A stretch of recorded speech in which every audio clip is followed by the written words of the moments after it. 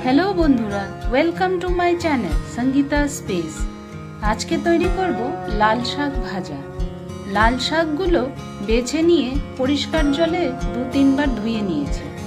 তারপর এভাবে কুচি কুচি করে কেটে নিয়েছি। এই শাক ছোট থেকে বড় সবার জন্যই খুব উপকারী।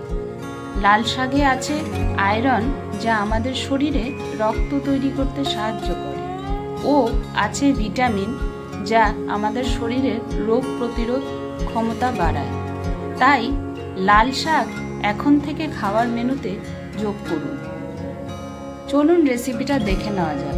কড়াইতে অল্প সর্ষের তেল দিয়ে দিয়েছি। একটা বড় রসুন থেতো করে দিয়ে দিলাম। তারপর শাকটা যোগ করে দিলাম। এখন দিয়ে দিচ্ছি কাঁচা লঙ্কা কুচি, হলুদ গুঁড়ো, যোগ করলাম স্বাদ মতো নুন। 1 মিনিট মতো নাড়াচাড়া করেই ঢাকা দিয়ে 5 থেকে 7 মিনিট রান্না করে নিয়েছি। দেখুন শাকটা অনেকটা ভাজা ভাজা হয়ে গেছে। এখন লেবু পাতা দিয়ে আমি নামিয়ে নেব। লেবু পাতা দিলে শাকের ফ্লেভারটা খুব সুন্দর হয়। ভিডিওটা ভালো লেগে থাকলে সাবস্ক্রাইব, লাইক, শেয়ার করবেন। আজকে আসি, টাটা।